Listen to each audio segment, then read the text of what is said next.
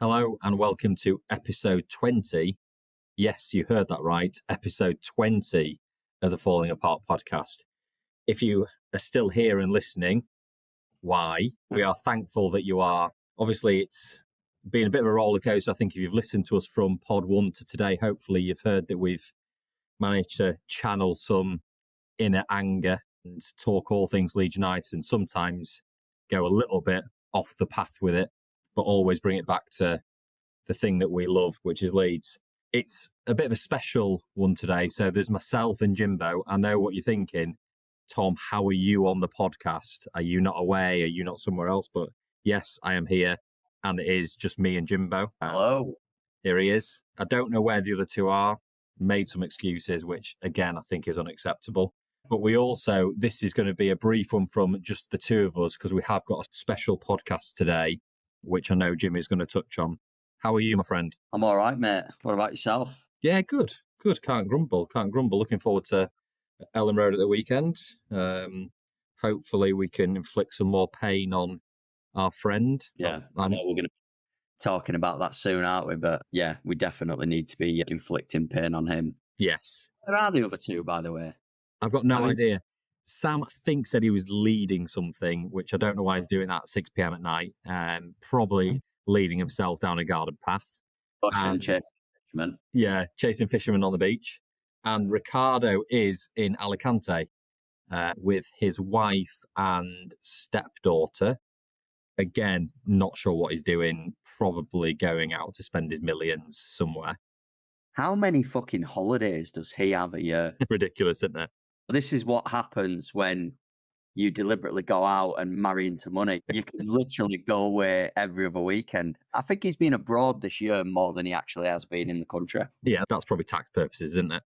Yeah, that's true. Yeah, he's got to look after his offshore account. And yeah, he is living as a nomad, which in tax terms means that no country can tie him down to pay tax. So he purposely spends time in different countries and different parts of the world so that he doesn't pay any tax. But that's where he is.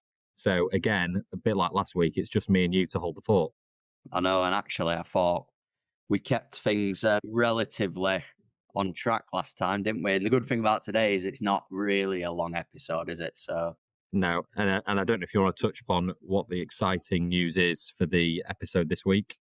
Yeah, definitely. So I think if you remember back a couple of podcasts ago, we spoke about the fact that we were trying to look at doing like a worldwide fan section. And with it hitting 20 episodes, which by the way, I never thought we'd get to 10, never mind 20. Doesn't mean that there've been 20 really good ones, but we've got to 20 one way or another, haven't we? Yes, somehow.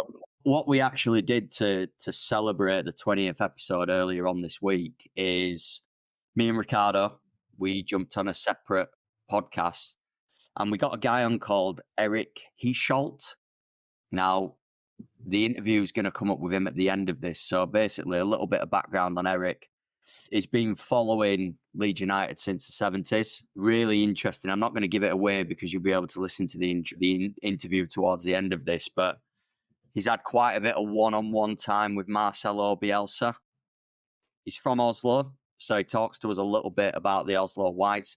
And actually, believe it or not, Tom, we get an official invite to go over to Oslo. Which I think we can confirm, and we need to confirm the dates with him, but we are going to go over in January. Well, Eric, when you listen to this, I know we haven't really spoke to you and messaged you since, but I think we've pretty much nailed down a couple of dates already in January. So be ready for the inbox, my friend, because we're definitely going to be coming over to Oslo. But the other real couple interesting things about the interview as well is he's recently caught up with the Burley Banksy, which is impressive. He spent a little bit of time in the Oslo Whites pub, which I believe is called the Jekyll. Dr. Jekyll's, actually, sorry. And he's spent quite a bit of time with Peter Lorimer. He's met him quite a few times. So really interesting guy. We discuss everything from following Leeds for 50 plus years, his take on the management, things like who he thinks the best managers of Leeds United have been, what it's like to be a Leeds United fan in Oslo, game day traditions, along with a lot of other things as well. It's a relatively short episode, probably part 1 of 2. So the interview will probably be about half an hour with him at the end of this. So tune in, and just want to thank Eric for jumping on and extending the invite and getting all of us over to Oslo. Which after we've been, he might regret. Yeah, exactly. Yeah, exactly. I think it's exciting. I haven't listened to the interview. I know we sort of flipped a coin, didn't we, with who was going to jump on. We thought that all of us jumping on probably wasn't the right thing to do because we wanted to hear from Eric and not from ourselves. So we split the team in two, and really excited to listen to it. And I'm going to sort of wait until it comes out on Friday morning and listen to it in the car on the way into work. Yeah, definitely. And he'll be tagged into the post as well when it goes live on X. So give him a follow. Excellent. But yeah, that's what's to come towards the end of this once we've gone through our little bits. Sounds exciting. Episode 20, Jimbo. I know. On that, have you got any best bits? Have you got any highlights? I think one thing that I've enjoyed, and I know we go to games, don't we? And we have a tradition where we meet before, we have some food, have a couple of pints and put the world to rights and talk all things Leeds United. But it's been quite a nice place to, at some points, vent, at some points talk about some highs, some lows. Just a real good place to come and basically lay our hearts out, isn't it, really, about everything that's going on, not just in Leeds United, but in the world, really. So I think that's probably, there's been no specific point that I would say this episode's my favourite, although the episode 20 might be. But I think just that point of we've come on here, we're not trying to be too politically correct and too professional and really think that we're the best podcasters, because we're not. There's definitely podcasts out there that are streets and head above us because they do it full time. This is, sort of, I guess, a hobby for us, really, to talk about Leeds. And, we've all got full-time jobs, all got busy lives. So it's a nice place to come and have that chat. I guess, what about you? So there's a couple of bits. I wouldn't say I've got a specific episode, but I think there's a couple of things that stand out to me so far in the 20 that we've done. The first one would be the absolute drivel that was discussed before the season started when it comes to transfers. And I know it started off as the whole bottomless bullshit, but actually I think Sam's taken the mantle on that now. Sam, I'm sure, gets commission from Football Insider and some of the shittest potential links to transfers ever. But the best bit about that is the odd one he's actually got right. Yeah. That's the interesting thing. The thing is, though, you say that many names and something's going to stick, isn't it? He's throw enough shit at the wall, something's going to stick. He's cast the net far and wide, hasn't he? Yeah. But he's caught the odd tiddler in the net. But yeah, after that, I think a couple of things that stand out to me, and one of the things that stand out to me, and I'm not just saying it because you're on it, it was one that I wasn't on, and it was your Meslier rant against Sunderland. Yeah. We talk about being level-headed fans, and you just completely fucked that up for us in that episode. Well, like I said about that, it was just getting some anger out there, really, rather than driving past the school and running a kid over. I wanted to get it out on here rather than do something to get myself put in prison. Disclaimer, Tom does not run children over. Correct. That's why I get the anger out on here. However, Yeah. Ricardo does run children over. And well, speaking about Ricardo, I guess then the other thing would be, and I'm gonna give her the shout out, which we haven't done for a little while, but Ricardo with Lucy Beer. Lucy, if you're listening, hello. Ricardo will be back to Witherspoons at some point soon to catch up with you and have a good sit down and a chat.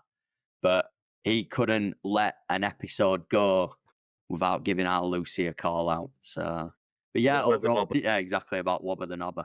But overall, it's like you say, it's a hobby and it's a laugh.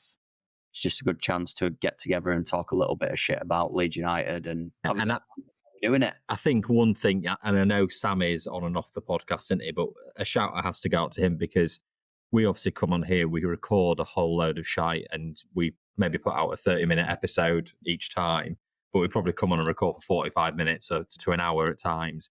And he wades through that shit to make it sound half professional like it does when it goes on a Friday night. So I guess a shout out to him for spending his time, because it's not like I say, he's a busy guy and it does take a good couple of hours to get through it.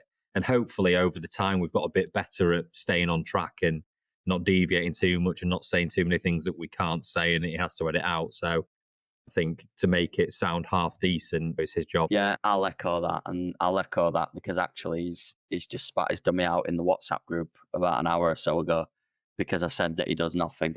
So I think he was at the point of leaving the podcast, which he'd never do anyway. But no, all jokes aside, he does a cracking job, to be fair. But anyway, enough of this sentimental bullshit. Let's start with today's then, shall we? Okay, Tom, let's talk, because we've just had a few hours ago, Farke's press conference. Before we go into the detail of it, I think I said this in the last pod, but fucking hell, they're terrible, aren't they, them presses that he does?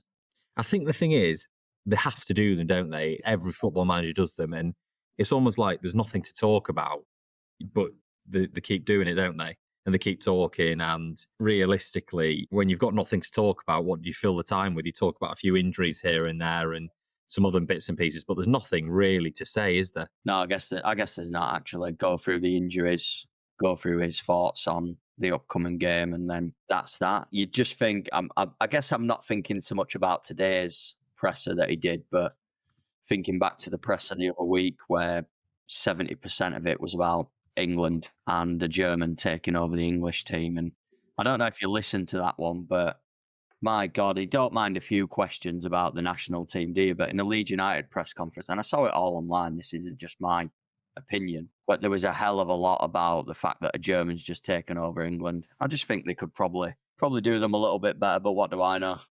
Yeah, I think the questions come from the press, don't they? And they're always the same. What's the team looking like for the weekend? But they've all got to be there. It's all their jobs to be there. It's Fark has to be there, has to say, answer the questions. I mean, that's probably the first one that I've listened to where I listened to it sort of live, but it's really tedious. And I mean, it's over before you even know it, isn't it, really? I think this one was about 6 or 7 minutes. It wasn't long at all. But I guess when there's nothing to say, what can you talk about? True. Well, he did say something, so let's dig into his update on injuries. Yeah, so obviously, it sounds like Bamford is injured again, and I think you put in the group, Jim, didn't you? It's time for him to go. He's got to. I mean, it's got to. I know I put in the group as well. The last real contribution that I can remember was in the cup against Peterborough when he scored the absolute worlder, which was a cracking goal. But since then, all I seem to associate him with, rightly or wrongly, is taking a wage from us, but being injured and on the bench consistently. And penalty misses and missing chances under the crossbar. Well, yeah, that's true. Yeah, I weren't going to mention that again, but we did touch on that. And actually, Eric touches on that as well, believe it or not, unprompted. So it's not just us. But yeah, so Bamford's got an issue apparently with his abductor. Yeah. Didn't train yesterday, but did a light session today. So it doesn't sound like it's a big issue, but it could potentially be out on Saturday. Yeah, but again, I think he came on for 5 or 10 minutes, didn't he, last game and didn't do anything. So I don't think he's a major miss. Obviously, Wobber the Knobber started training again, but I think it's a bit too early for him to come back into any contention for the squad on match day. Worryingly, Dan James has picked up another niggle, but again, doesn't seem too serious. So I think he's a bit hit and miss, isn't he, whether he'll be in and around. So I guess he's probably the one that's the biggest worry. Yeah, in my eyes, he would be. Yeah, I think it's is it the hamstring again? Yeah. But again, apparently he's been in training today and he's done a light session today. So, I mean, I'm sure you've got or had hamstring issues in the past. If they're that bad, you don't train at all, do you? So, no. And the thing is, with a player like him, with how explosive he is, he's going to get niggles all the time, isn't he, really? So I guess for Leeds and for him, it's just about managing those and trying our best to make sure that he doesn't get anything too serious. And if he feels a tight hamstring, they probably are going to bring him out of a session, because if he keeps playing the way he does, that tight hamstring will turn into a strain or a tear. Yeah.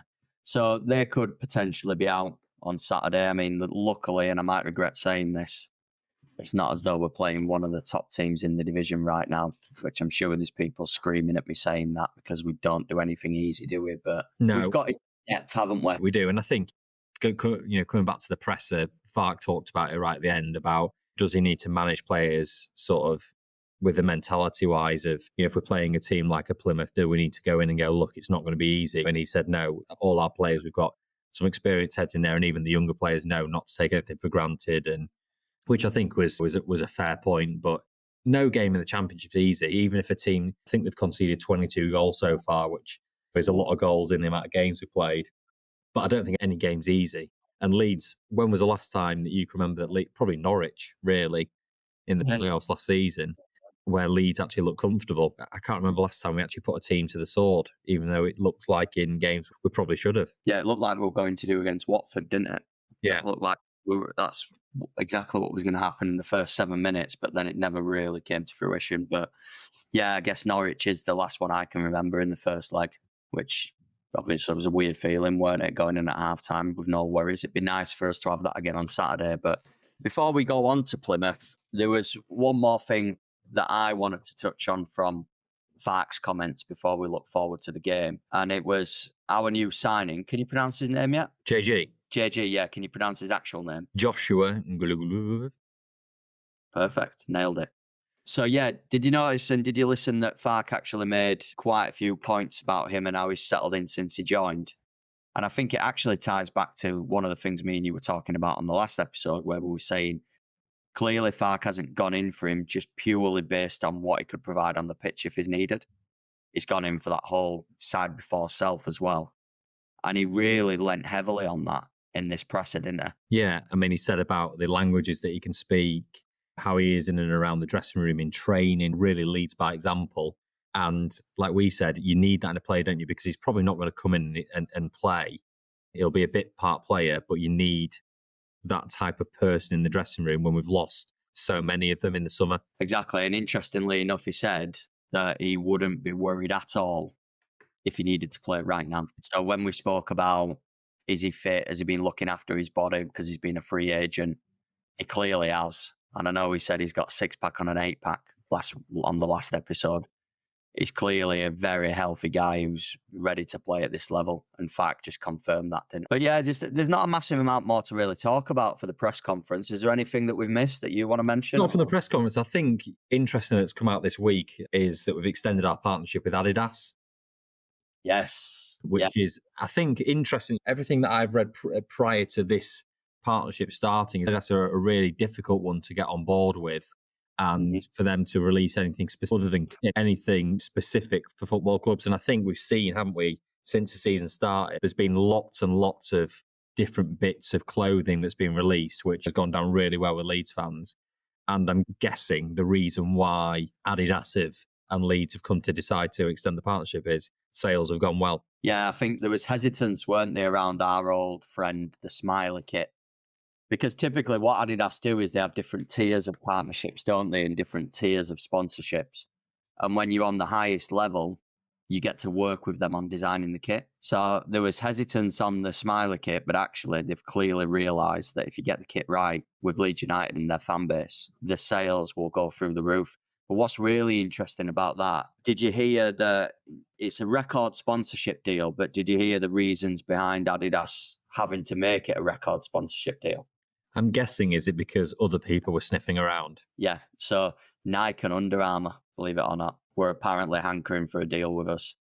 So that just says to me that off the pitch, we're definitely going in the right direction, aren't we? We seem to be making some real inroads because previously we've had Kappa, we've had some sponsorships previously. Now you're talking about Adidas, one of the biggest out there, desperate to sign another deal with and put serious money on the table to do so. I think it shows that we're going in the right direction. I think we've now got a commercial team, haven't we, that are going out to make sure that we're getting the best deals out there. And really, regardless of the league that Leeds are in, we should be going out and getting the best deals out there. And I know they're not going to be the Premier League money because of the exposure you get when you're in the Premier League and Champions League and all these big competitions.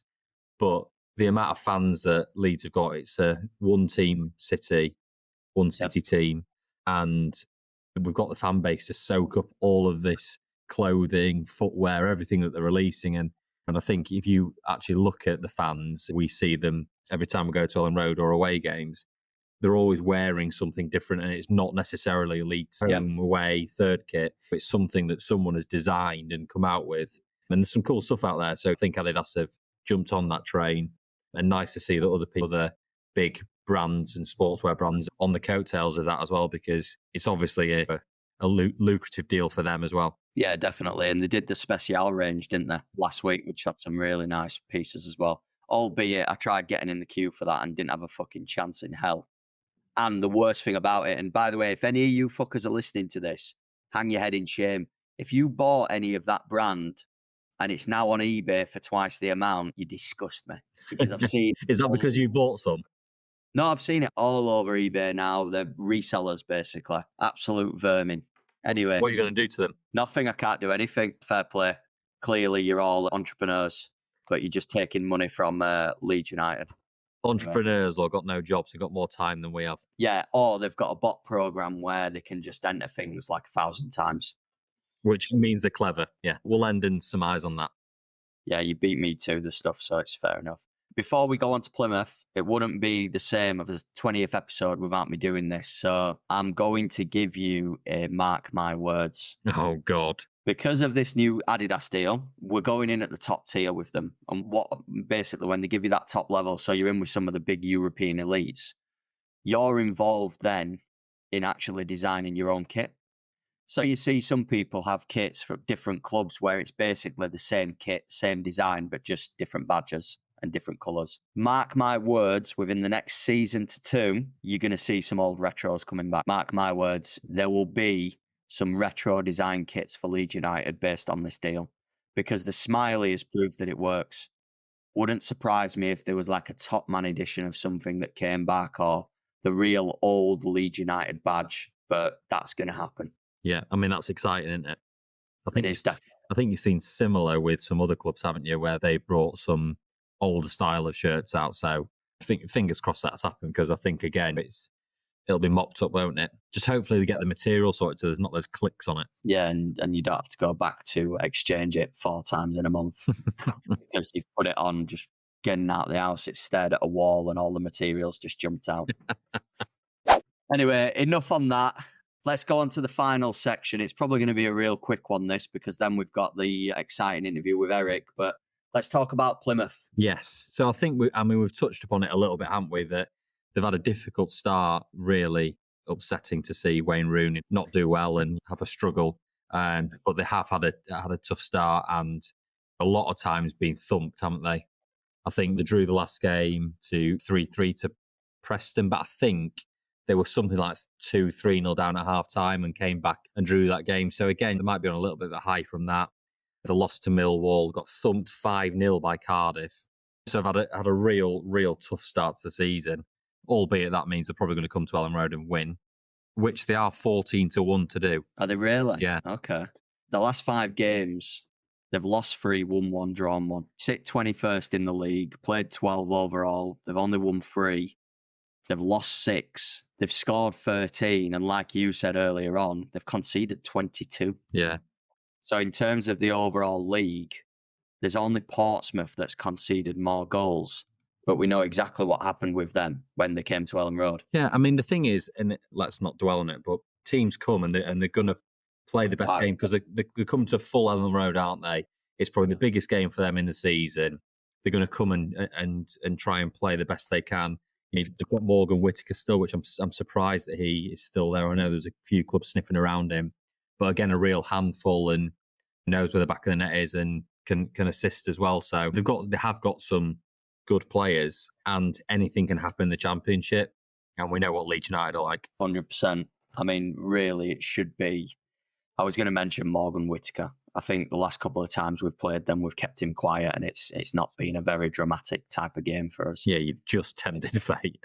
Well, that's exactly it. I was going to say it just depends if we can do the same again. But our defensive record, we're not doing too bad recently, so we'll see. So let's go through the team then in terms of team changes for yourself. We know that we haven't mentioned Byram in the last game today, but I thought it was exceptional. So how do you think the team's going to be set up? Well, interestingly, Bogle's out, isn't he? Because he got a yellow card. So I think Byram will obviously fling to right back. Firpo will come back in. It'll be interesting to see about Dan James, whether he is fit enough to play. If not, you'd expect Nonto to go back to the right and Solomon to come in on the left. Other than that, I don't think there'll be any changes. So you think Pirro's going to start again? I think so. Yeah, I think so. I think at the challenge is that not creating chances, are we? We're just not taking them. And I would say that Joseph's more of an all-around striker that probably fits the way that we play better than Pirro. But we know what Farke's like, don't we? He doesn't just change for change's sake. He will keep a team together if he's happy with the style of play from the previous game, which I think he will be. So I could see that happening. And I know what you're going to say is, just to be difficult, I'm going to say that he'll bring Joseph back in and he's going to bring JG into midfield and drop Tanaka. Can I just say, right, with you're taking the piss about that, but by the way, I got that exactly right. in the last game. No, you didn't, because you said Schmidt was going to start. No, I didn't. Bullshit. You listen back. I never mentioned Smith starting. I mentioned about the fact of the wing switch, and that's exactly what happened. What you said is Schmidt is going to come in. I said about 60 minutes, actually. I will give you that, yeah. I did say that he'd come. I didn't expect Byram to give us a full 90, but what I messaged during the game, and I said he's having an absolute stormer. So, yeah, and actually, my prediction is basically exactly the same as what you just said. So I don't think there's going to be any surprises. I do think that he'll rest Dan James, depending on whether Solomon's fully up to speed now, because the last couple of times when we've seen him, he's looked a little bit off the pace. He hasn't looked the tricky speedster that we had at the start of the season. So maybe he's still carrying a bit of a niggle and he's playing through that. So I think if he's all right, he'll start Solomon and he'll do exactly what you said. He'll bring Byram across to the right, get Junior back on the left. And I can't see the change at top. I can see Pirot starting again. Yeah, it's going to be interesting, isn't it? And I guess all these little injuries and niggles, he'll know how severe they are and how severe they aren't. So only he will be able to make that decision on what happens. What do you think the score's going to be?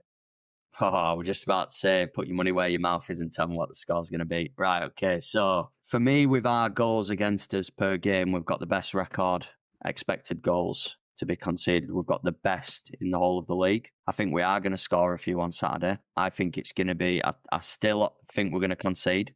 Wouldn't surprise me if Whittaker got one at some point after what I've just said.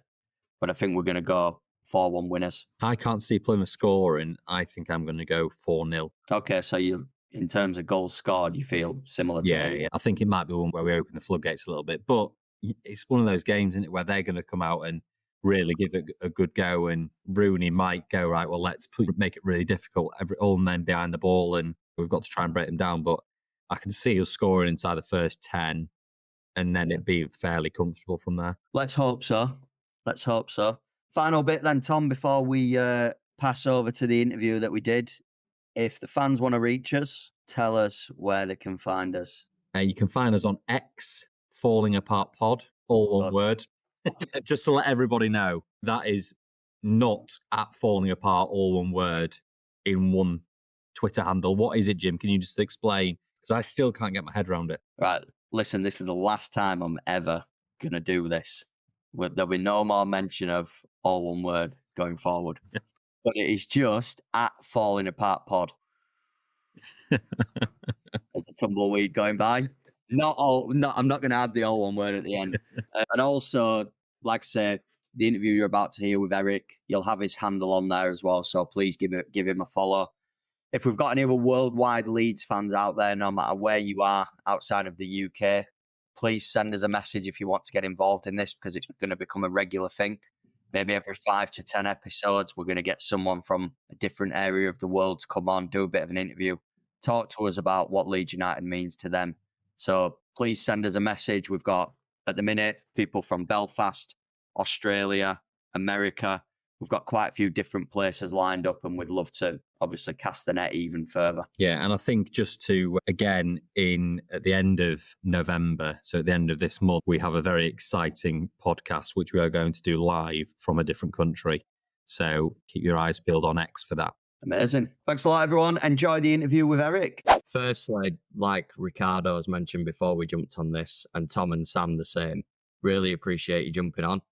It's quite exciting to have you as the first sort of worldwide Leeds fan involved on our podcast. For those who can't see, he's doing the salute, and I can confirm the salute is the same as what it is in Leeds. So, Eric, just, I guess, best start with maybe tell us a little bit about yourself. Where are you from? A little bit of background more than anything. Absolutely. Like I said, thank you for having me. I listen to your podcast and I really enjoy it. And I support every initiative like that. And it keeps us as like foreigners in touch with Leeds as well. So it's a very important thing. So thank you very much, lads. I'm Eric. I'm 56 and a half years old, as we say in Norway. And I've been supporting Leeds United since, I guess without lying, 1974. I was 6 years old then. And at that time in Norway, we didn't have English football on telly. You barely had English football on telly in England. So, but there was something in Norway that started in 1969 called the English pool matches, like the football pools.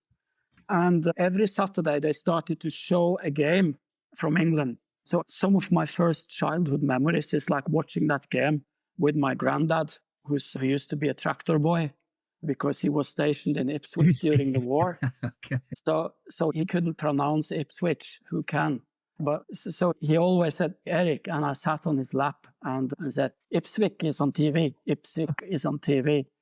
So, but luckily his influence was not that strong.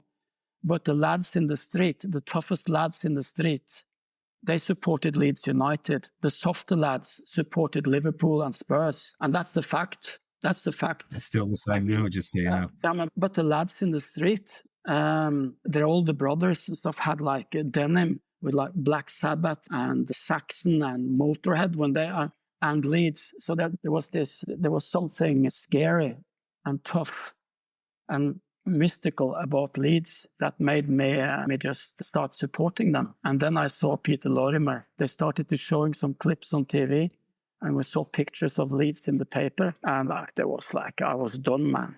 It was Leeds United forever. Yeah. Can I make one comment? Because if I don't, Tom and Sam will later. Eric is a couple of months older than me, right? I'm August 68 when I was born, so I'm 56 and a quarter. Fuck me, he looks so much better than I do. That's got to be Scandinavian weather. It's got to be. Yeah, it's the pints of Mack beer, which is the world's northernmost brewery. Healthy stuff. The ass beer from a town called Drammen is also healthy stuff. It must be that combined with the Viking Mountains. But lads, you just stopped me. I will try to be a little bit more precise in my answers from now on, so you don't have to edit a lot of shit. So no, this is great. This is what I think. What I'm taking from it is a passion, and I think that's for me is the thing that Leeds is about, which I know is not different to a lot of other football clubs. I started supporting Leeds because my dad supported Leeds. I was born in Leeds, but my dad really wasn't that into football. But he supported Leeds because that's where we lived. But it's kind of a similar, different journey, but 40 odd years, 50 years actually nearly, isn't it? Of highs and lows, more lows than highs, but you can feel the passion and the love for it in your voice. It's great. Yeah. I think one of the things you mentioned as well, Eric, the whole pronunciation of Ipswich took me back to a certain interview a couple of seasons ago where Marcelo Bielsa was actually also struggling with the same kind of thing. So that's a fond memory when you mentioned that you're able to pronounce Ipswich as well. I remember that very well, actually, when all the fun we had with him trying to pronounce Ipswich without cracking it at all. And I've had the great pleasure of actually spending a couple of days with Marcelo Bielsa. Yeah, we can talk about that later. Yeah. You should. I met him one-on-one, and he visited Oslo for our national coaching seminar for all the top football coaches in Norway, and he was the keynote speaker for 2 days. So I managed to talk myself into that seminar because I know people, and suddenly I was there with him and just walking around with him and the head of the coaching seminar. And we made him when he came, because we knew he came, of course. So we made him a double spread newspaper ad in the biggest Norwegian newspapers, thanking him on behalf of all the Leeds fans that didn't get to thank him when he abruptly was moved in February that year. Yeah. He was he was there the one day, and the other he was gone. So before he came here in November 22, I put out on Twitter that we were going to see him and ask the Leeds fans if they had anything to say to him, to thank him. And it poured in with Twitter messages. So I used the Twitter messages, and we composed and designed a newspaper ad that we ran in the biggest Norwegian newspapers. So on the day he came here, he was greeted with the big newspaper ads in all our biggest newspapers. And then he met 100 Scandinavian Leeds fans in a very exclusive meeting during his stay here. And that was something. It's amazing. Yeah. That is amazing. It's funny, actually, Eric, because one of the things we wanted to speak to you about, and we didn't expect that you'd had the one-to-one time with Bielsa, but one of the things we were going to talk about is when he came to Leeds, he seemed to like get the whole of the city back together. And there was a real like togetherness in the city of Leeds. He got the players out litter picking and seemed to understand what it was like to wear the shirt and how hard people worked to be able to buy tickets to watch the team. Was that a similar thing for yourself over where you are? Did you see like the Leeds fans over there come together and like a real bond form underneath Bielsa while he was managing us? Yeah, I think the easiest way to put it is that he brought the dignity back. He brought what football is all about back, and reminded Leeds and the whole football community and about what football is really about. And it's for the fans, it's for us, it's for the community, and players, clubs, owners. We see that every day from all the clubs. They're not in touch with the people, with us, the supporters anymore. And I think he just pushed the right buttons, or that's wrong because he didn't. It was natural, wasn't it? That's just, That is just how it is, how he speaks to people, how he speaks to players, staff, the litter picking, as you mentioned, just doing simple stuff that connects club and community. And it was even more obvious the day after he had left how that changed overnight. Immediately, yeah. Yeah, it's scary. And it says a lot about the old owners, how fucking, excuse my language, clueless they were. I mean, there's like, what is it that you don't get? Don't get me started. I think what it was, which it obviously didn't work, is everyone is so scared about not being in the Premier League. And, well, not everyone. The vast majority of clubs are so scared. And if they'd have had the belief in him and just let him go to the end of the season, even if we'd have got relegated anyway, it would have made no difference apart from his departure maybe would have been better and his legacy would have been better. But obviously after then, it was just an absolute, I don't know how, shit show, wasn't it, of the managers that came in and the desperation. It just was a total mindset change away from what they'd done so well. And that was just because they were scared of getting relegated, which obviously they did. And I also think it put Leeds back as well. It's not just relegated, it's all the shit that went on in that last 6 months. Exactly. It was, I mean, on the one hand, it just reminded you about what it's all about being a Leeds fan, because it's ups and downs, right? Yeah. But they didn't have to squeeze it together in such it was like 20 years being a Leeds fans in some weeks. Yeah. Bad Scandinavian English, but you get totally get it. Yeah. And like the shit show is exactly, it was embarrassing. It was really embarrassing. It really, really was. Well, I was going to ask you, but I don't know if we should ask some other questions that we've kind of, because we've done it. I know this is a bit unbelievable for us. We've done a little bit of prep, but just speaking about Bielsa, I was going to ask you what you think of Daniel Farke, because I feel he's nowhere near as inspirational and godlike as Bielsa. But I think I've said this on the pod. I feel like he's brought things together quite a lot, and I actually really like him. Yes, he's a little bit safe and conservative, but I think he's perfect for Leeds where we are right now. And I just wondered what your feeling is, or and the feeling of all your mates over there are about Farke. Totally agree. And a few weeks ago, as we all remember, everyone wanted to, not everyone obviously, but the loudest voices on Leeds Twitter, which is an interesting place to be if things doesn't go right for a game or two. I wanted to get rid. Yeah. And I mean, I totally agree. He's not the charismatic type as Bielsa was, of course, who is. Who is, yeah. He's like, and sometimes I think, come on, man.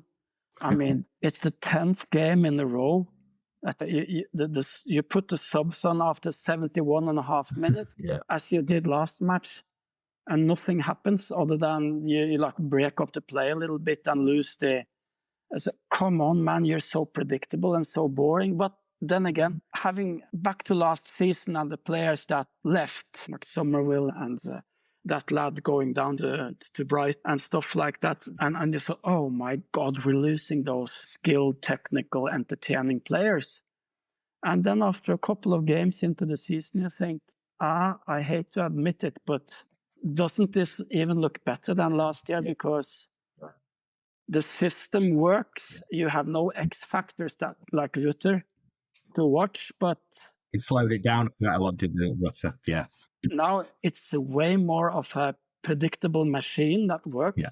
I quite like that. Yeah. I don't know if you agree with this, Eric, but we've said a few times now, yes, losing them was hard to take, and we sort of expected Somerville to go, didn't we? But then the Rutter thing overnight caught us by surprise. But actually, there's less reliance on individual players now.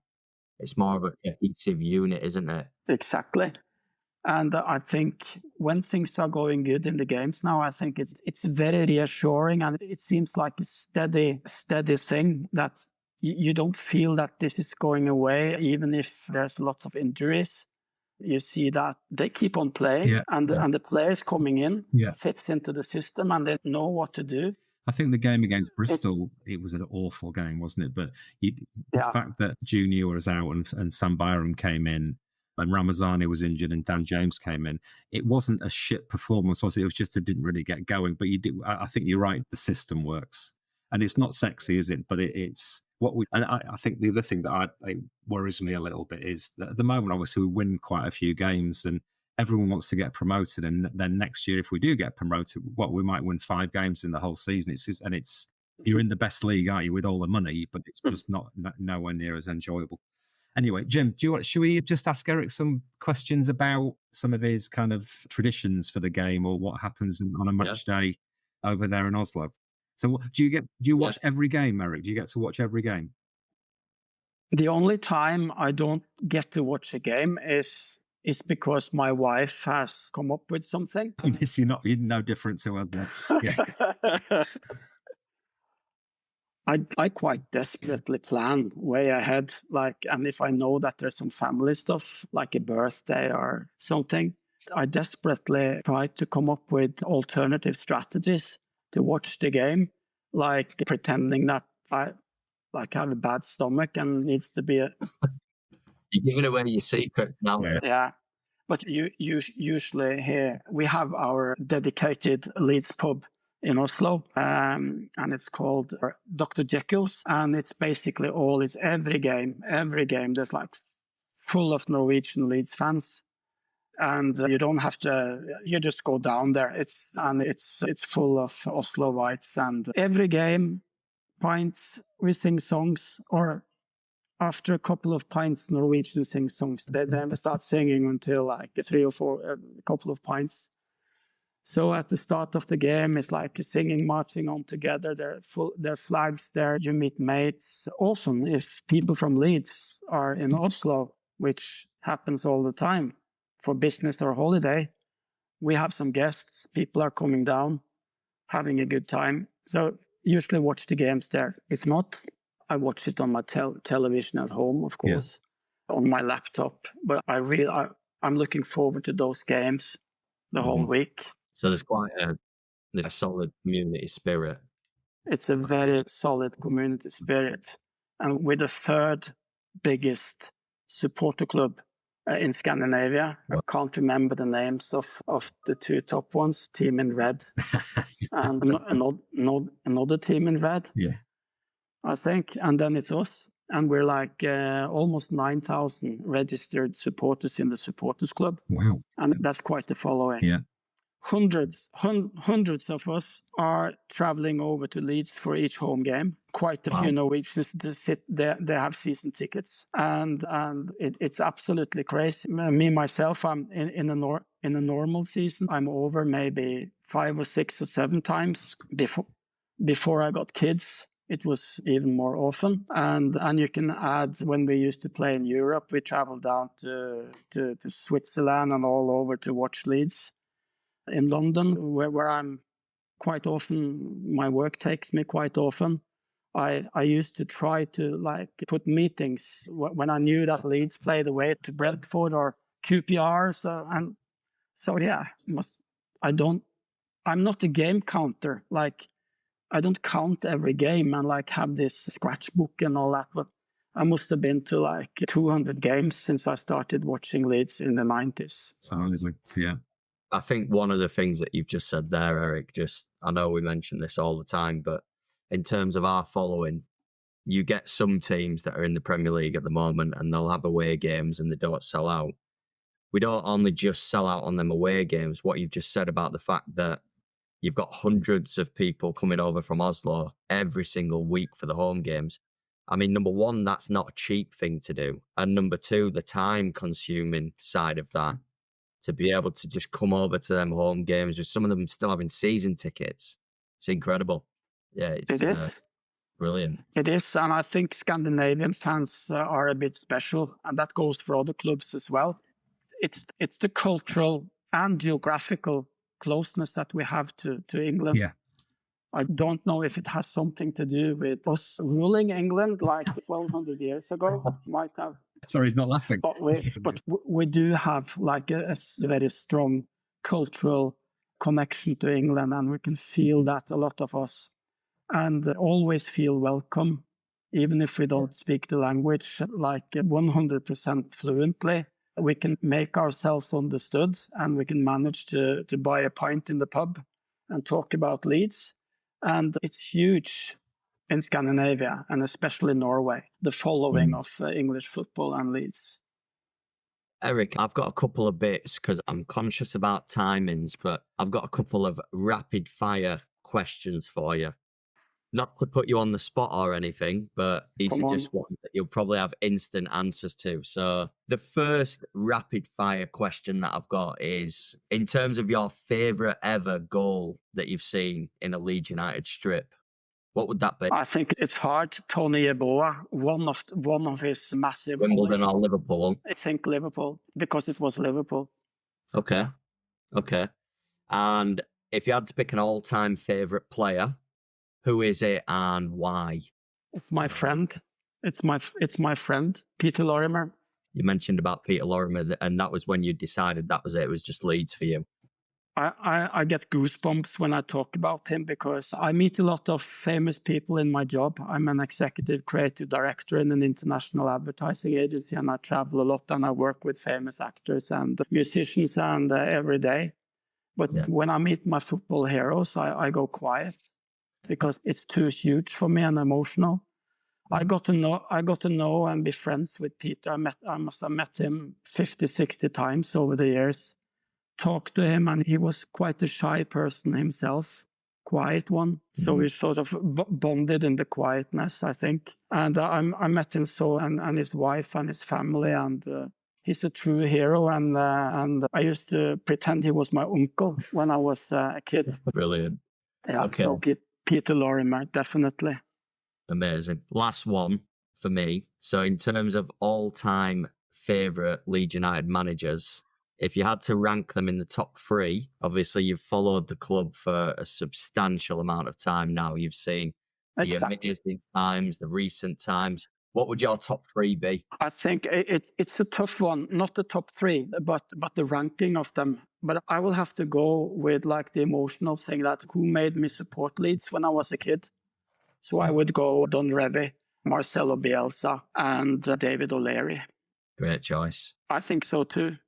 I think that's a great choice. I was wondering who you're going to say for number three, to be honest, because there's a couple of contenders, isn't there? Like, could have been Sarge, couldn't it? Could have been Sergeant Wilco, maybe. It could. Well, I met David O'Leary so many times, and he was the manager on the time where I started to travel to Leeds in England and follow the team.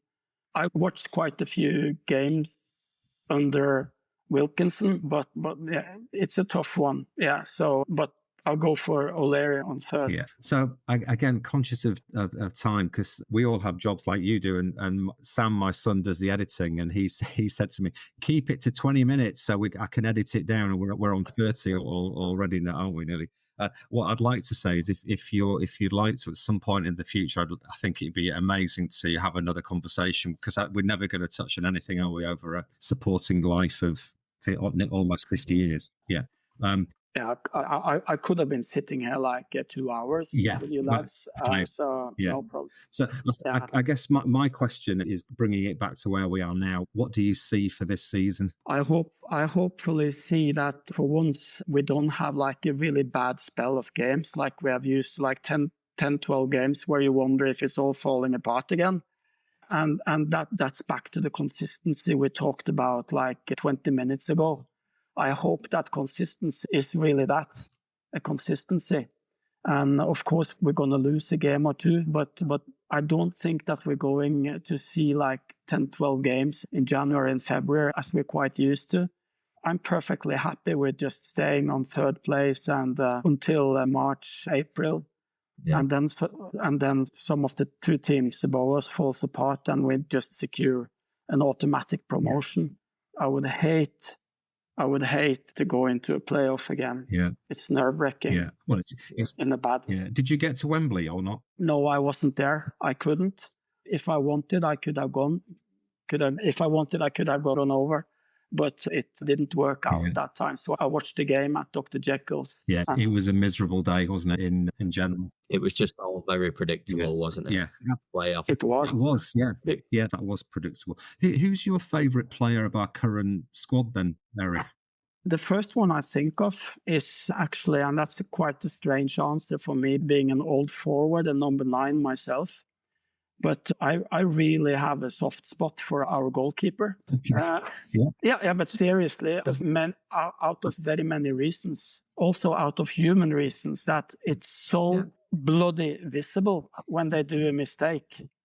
Whereas if you can watch our friend Patrick Bamford, who missed a sitter against Leicester in a game, and if that was on the inside and not on the outside, we could have still been in the Premier League. But it's so much more visible and brutal when a goalkeeper makes a mistake like he did some games ago. So I really feel for, and I really have a soft spot for him. But I mean, lad on the wall behind me, I mean, Rodon, I think, his attitude, let's face it, Ragnar Lothbrok is one of my forefathers. And that lad behind, he has that spirit, that Viking spirit. I love it. I just love it. And Dan James, I can't help it. I really like Dan James. Is a favorite of mine. So yeah, those three I would say.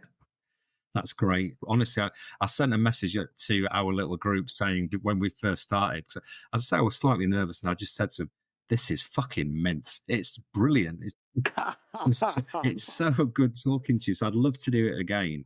Yeah. Jim, is there anything else you want to ask Eric, or should we call time there for today? Any questions apart from, have you got any home games scheduled that you know you're coming to? Because what would be great to do is catch up with you and grab a couple of beers face to face and in person. Exactly. That I was about to mention that I don't have, due to work and private commitments, as they say, I'm not able to attend any home games before Christmas. I think I might and I won't, but let's see. So I would guess like my first home games would be mid-January, early February, and I'm planning to go over for 3 or 4 games in 2025. I thought, Jim, you were trying to invite us to Dr. Jekyll's then for a minute. Well, he's gonna. Eric, you can have the away leg at our pubs, and then we're gonna come to the away leg for us at yours. I think that's a brilliant idea, lads. Yeah. Just a couple of games ago, Andy, the Burley Banksy, he was in Oslo. So we met up at Dr. Jekyll's and had a few beers, and just brilliant, absolutely brilliant. So there are, seriously, come over. The cheap flights, and I'll pick you up at the airport. Oh, that's fantastic. We'll definitely do that. Definitely. On that note, I'm going to say, if you've enjoyed listening, please leave us a 5-star written review. It'll help us reach out to even more people. This pod is gathering momentum. It really is gathering momentum. Now, do not email us. It's fucking history is emailing. What you need to do is slide into our DMs. How do they do that, Jim? You can slide into the DMs on X, and the handle is @FallingApartPod, all one word. Right. On that note, take care. Bye.